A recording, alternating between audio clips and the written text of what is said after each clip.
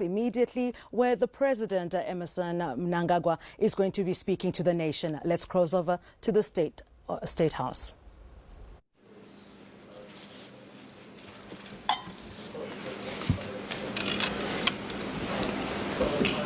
Fellow Zimbabweans, once more, I come back to you with further updates on the situation regarding the spread of the coronavirus, as well as on the measures we, as government, continue to take in response. As I address you, well over 500,000 cases of infections have been recorded worldwide. Of these, almost 25,000 deaths have now been recorded.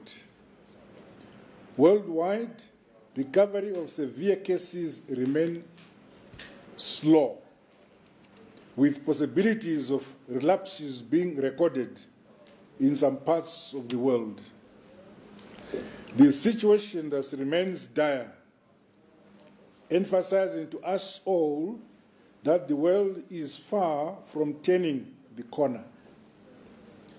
To date, Zimbabwe has recorded 5 cases, 1 in Victoria Falls and the other 4 in Harare.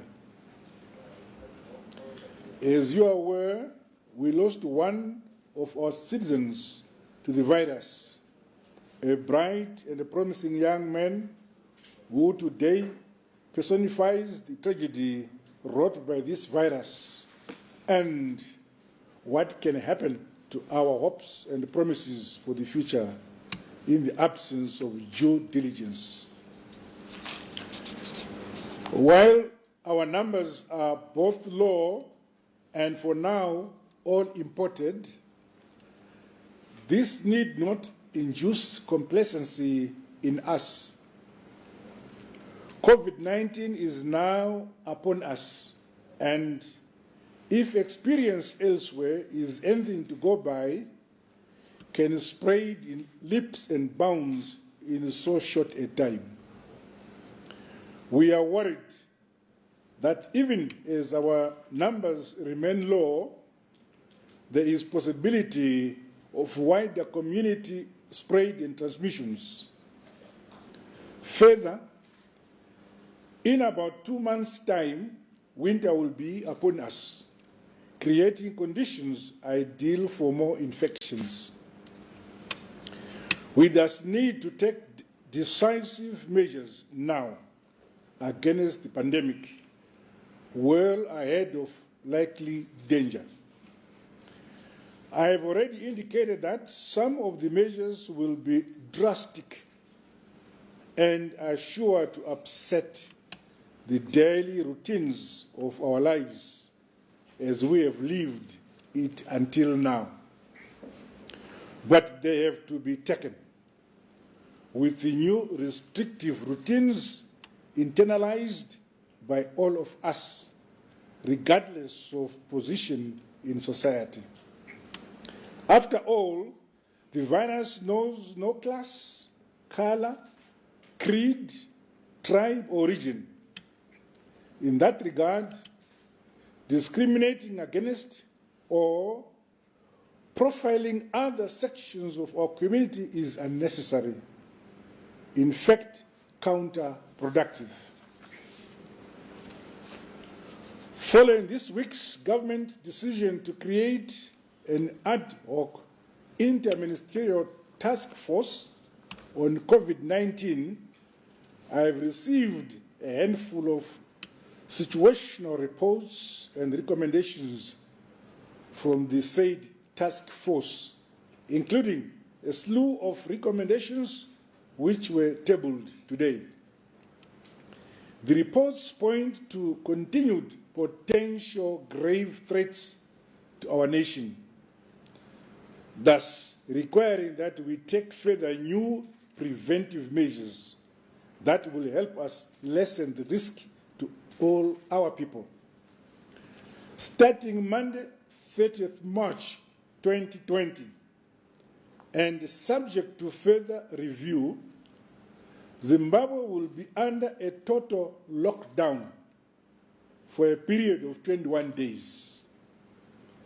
This means all our citizens are required to stay at home, except, of course, in respect of essential movements related to seeking health services, to the purchase and procurement of food and medicines, and for other essential supplies and critical services. Workers manning our essential services, including health services and outlets, emergency and security services, as well as operation of key utilities like power and water, are exempt from this directive. To ensure strict compliance, I have directed the national command element of our security arms to deploy as appropriate in support of civilian authority.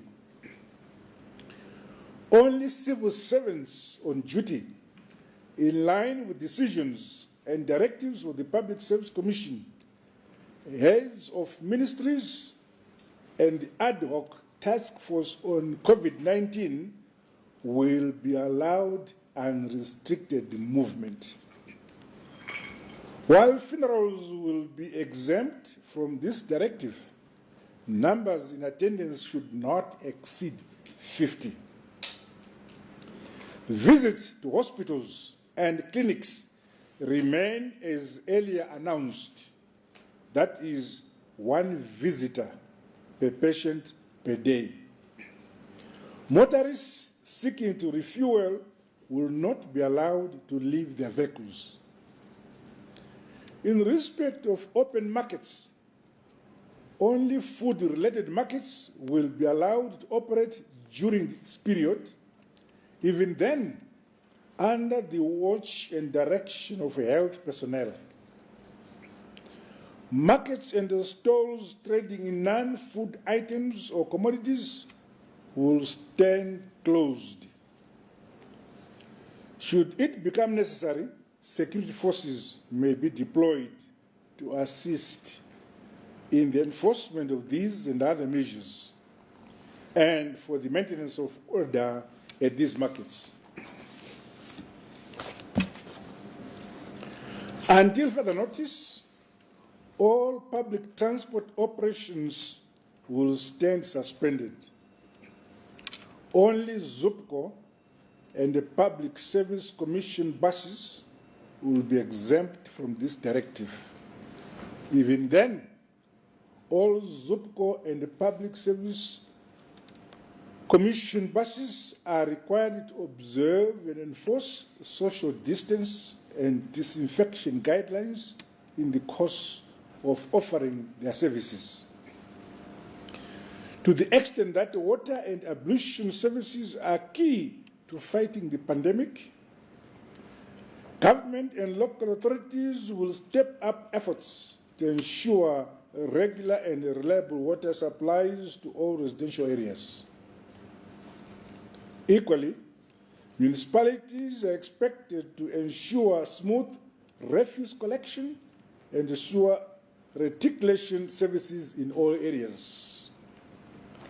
Since information is key to the fight against the pandemic, I have directed Ministers of Health and Child Care and that of Information, Publicity and Broadcasting Services to work closely together in ensuring that our communities are kept aware and comprehensively informed about the pandemic.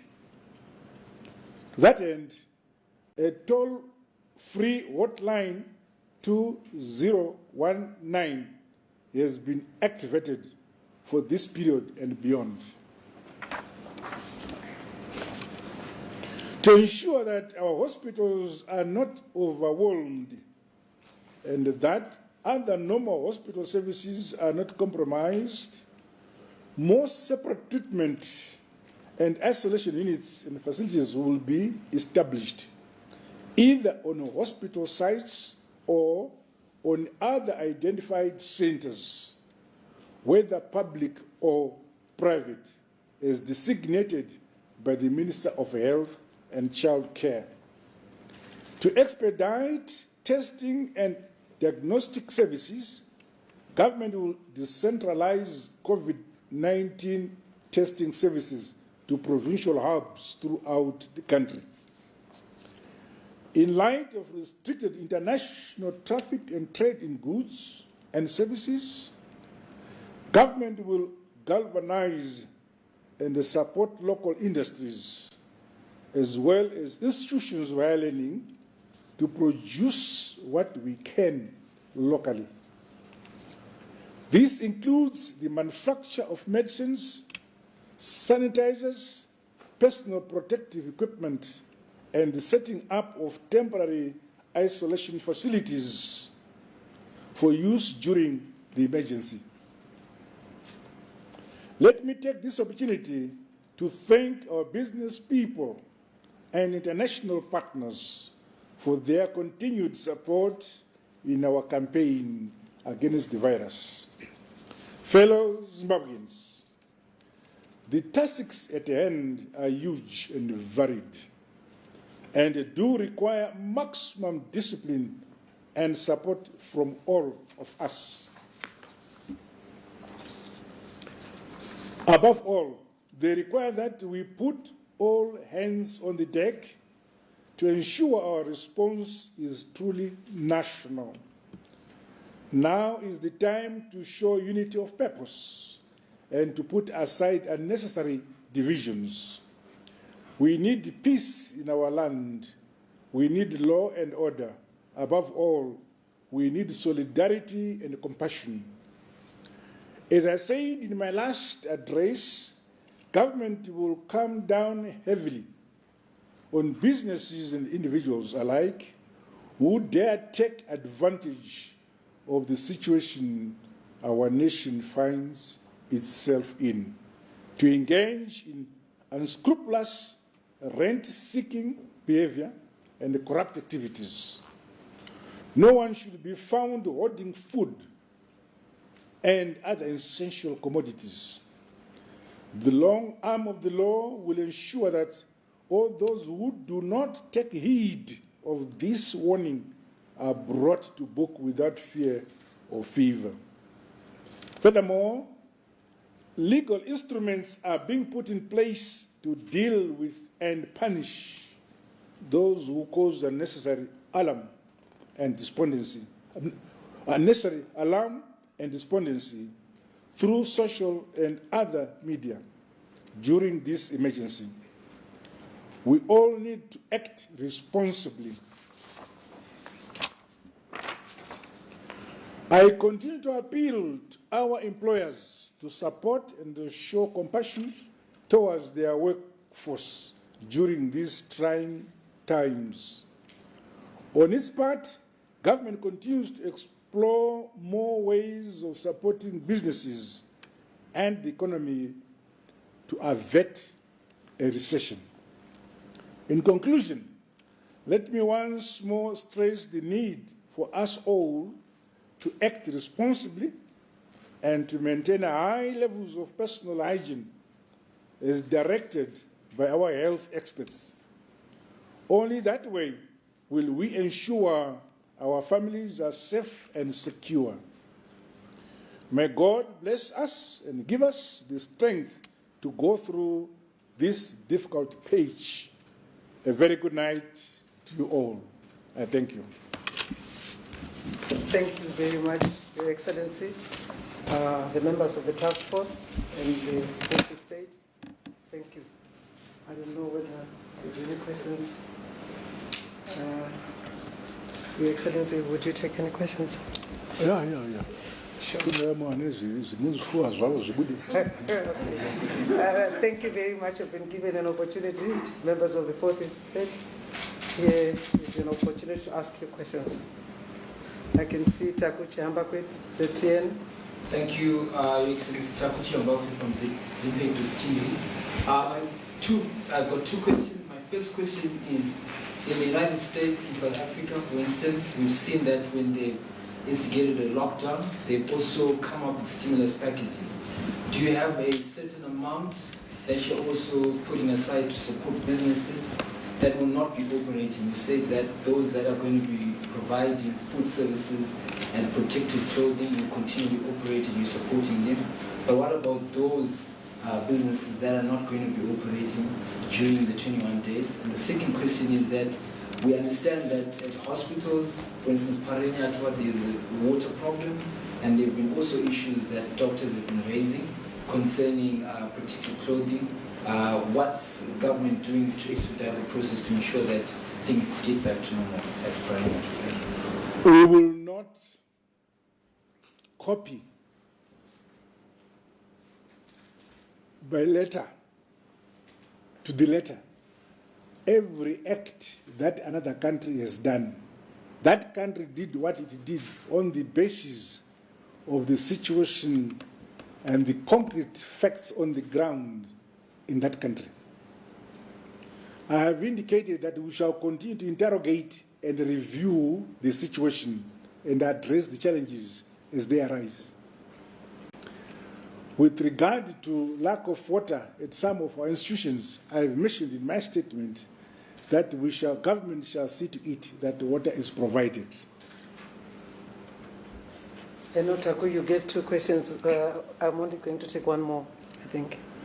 Let them exhaust their questions. Okay, thank you, Excellency.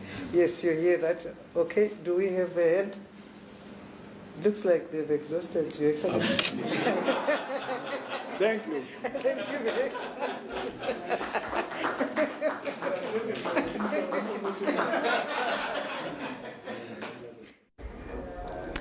We've just heard from the President, Comrade Emmerson Mnangagwa, giving us more stern measures that are coming up to curb the spread of COVID-19 pandemic. Now, as of Monday, the 30th of March 2020, the country of Zimbabwe, our nation, goes on lockdown for 21 days. So that gives us effectively 2 days to make sure that we've got our things in order. Monday the 30th, we are on lockdown. We are not allowed to move around, to stay at home so that we do not spread the virus. These are the words coming through from the president. Now, the president said that the virus knows no tribe, no creed, no color, and no status. It can affect anyone and everyone. So everyone needs to stay at home. Now, we also heard from the president that public transport will only be using ZUPCO and public services commissioned vehicles. And this is only for the essential services personnel. No one else is allowed to move around. Now, essential services personnel are people who are in the civil service that have been exempt, and these are specific people that have been identified, health professionals, as well as power and water professionals. We also heard that for those who are having funerals, will be holding funerals, no more than 50 people are allowed to attend a funeral at a given time. And once again, hospital visits are only limited to only one visitor per day. So please, let's take note of some of those messages that came through from the press conference. That's what we have for you tonight. Thank you so much for joining us. Thank you to my partner, Peaceway Jomunyika, on the sign language desk, the crew behind the scenes, and myself, Zandile Ndlovu. And remember, stay safe, sanitize, keep clean.